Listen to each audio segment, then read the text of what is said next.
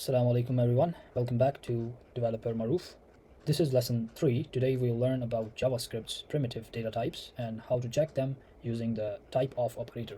There are 7 kinds of data types in JavaScript: string, number, boolean, undefined, null, symbol, and BigInt.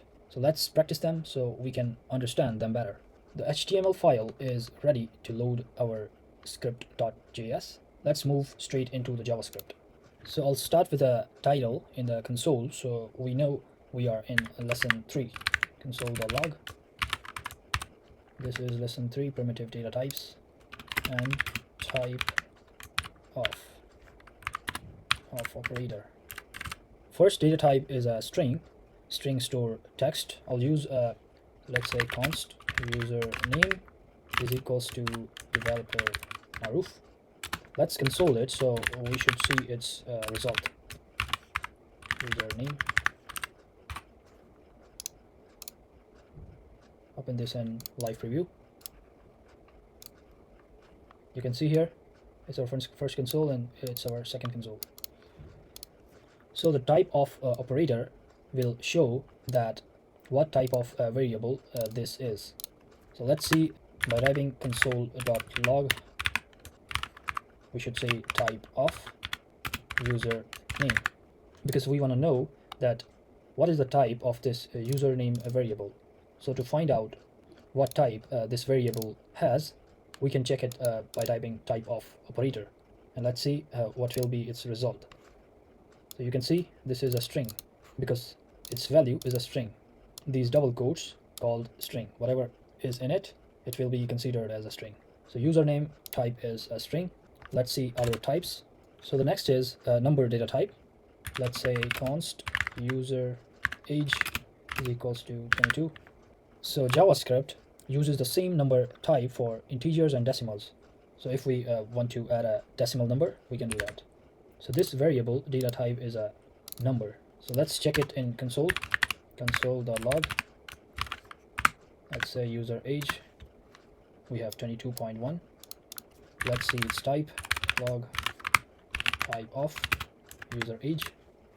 You see it's a number because we assign the number value to this variable. If we make it an integer, it will also be considered as a number. You can see this is a number. So let's comment them out and let's move on to Boolean data type. So the Boolean are true or false, like yes or no. So if we say const user is student is equals to true. So let's check its value first. User student, we get the true here. If we change it to false, you get the false. So this is called Boolean. Let's see its type. As you can see, this is a Boolean. True is also a Boolean. So Boolean have only 2 values, like true and false, or Boolean values. So let's move on to our fourth data type, which is undefined. So undefined means a variable has been declared but not given a value. So if we say let next topic and let's console log this variable, it will show us undefined. You can see it is undefined. If we give this variable a value, it will not consider it as undefined. You can see it's showing 42. If we give it a value is equals to undefined, it will show undefined. If we check the type of this variable, it will also show undefined. If we remove this undefined and don't assign any value, it will again show undefined. So that's it for this data type. Let's comment it out and let's move on to null data type. So null present empty value on purpose. Like if we say const username is equals to null and console log this username, it will show null. And the type of null will be an object. You can see it's object. So that's a historical trick in JavaScript. We just have to remember. So whenever you check the type of null value, it will always be an object. So let's move on to our 6th data type, which is a symbol. So symbol gives unique values. It often used for special IDs in advanced code. You don't usually use this symbol data type mostly, but you should have an overview of symbol.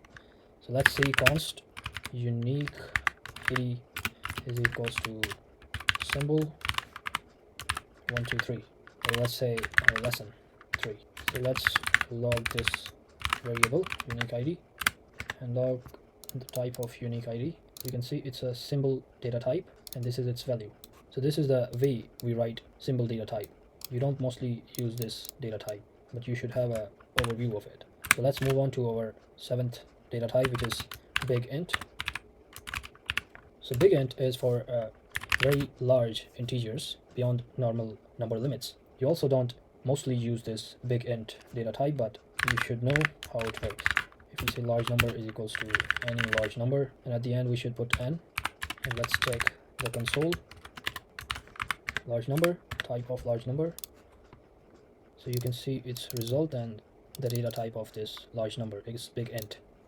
So these are all the data types. So let's print a summary of these all variables so we can see all the data types in a single log.